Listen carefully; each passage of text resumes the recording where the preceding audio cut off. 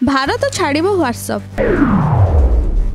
अन्य देश तुलन में भारत में मेसेजिंग ऐप व्हाट्सएप व्यवहार सबुठु अधिक, किंतु एबे ही ऐप भारत छाड़िबा को चेतावनी देछि। जदि व्हाट्सएप रो एनक्रिप्शन कोहल करिबा पाई भारत सरकार बाध्य करंती किंबा कंपनी पॉलिसी को प्रभावित करबा को चेष्टा करंती, तेबे व्हाट्सएप भारत छाड़ीदेव बोली एहार parenting company Meta Delhi court रे कहिछि।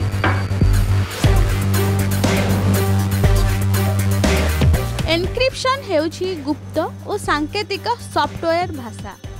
प्राइवेसी एवं एंड टू एंड एनक्रिप्शन पाई लोके व्हाट्सएप को व्यवहार करबा पसंद करंती।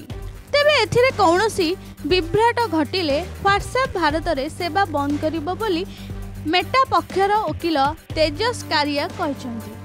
ए भितरे व्हाट्सएप एवं केंद्र सरकारक मध्यरे विवाद घनेइछि।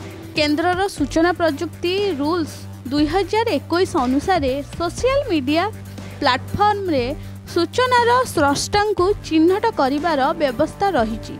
Intermediary guidelines and digital media ethics code बा आईटी रूल 4 सब रूल 2 अनुसार सोशल मीडिया प्लेटफॉर्म गुड़िक सूचनार स्रष्टा को चिन्हट करने बाध्यतामूलक। तेबे ही नियम द्वारा यूजर्स का प्राइवेसी क्षुण्ण हेबा दर्शाई 2021 रे व्हाट्सएप दिल्ली हाईकोर्ट रे चैलेंज करथिला।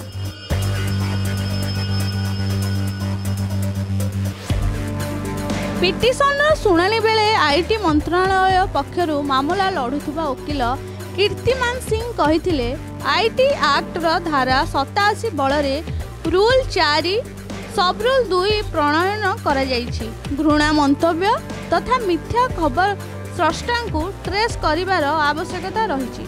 भारतीय सुरक्षा प्रति विपद सृष्टि करुथिबा कंटेंट सबको हटाजिबा अत्यंत जरूरी, जहा फल एक सुरक्षित साइबर स्पेस सृष्टि हेबो। रूल 4 सब रूल 2 भारतीय संविधान अनुच्छेद 14, 19 और 21 रे प्रदत्त मौलिक अधिकार को उल्लंघन करुथिबा कार्य कहिसंती। एनक्रिप्शन भांगिबा नै अन्य कौनसी देश प्रस्ताव देइछि कि नहीं से संपर्क में मुख्य विचारपति मनमोहन को नहीं गठित खंडपीठ प्रश्न करथिले। तेबे पृथ्वीर कौनसी राष्ट्र रे एपरी नियम नथिबा कार्य कहिसंती। पिटिशन रो आसंदा शुणाणी अगस्त 14 रे करजिबो बोली खंडपीठ कहिसंती।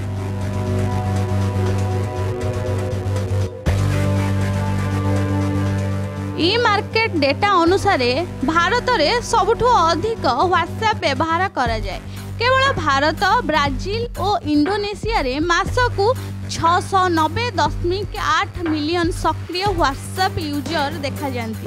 प्रकाश जे मेटा, गूगल और माइक्रोसॉफ्ट भली टेक जायंट गुड़िक भारत में नियामक जांच रे छंदी हो जाइछंती। गत वर्ष जनवरी रु जून मध्य मेटा प्लेटफॉर्म गुड़िकरू 70,612 कंटेंट को हटाइबा लगी भारत सरकार निर्देश देइथिले। सेथिरु 63,887 आईनगत प्रक्रिया संपर्कित अनुरोध होइथिबा बेले अवशिष्ट एमर्जेंट डिस्क्लोजर रिक्वेस्ट थिला।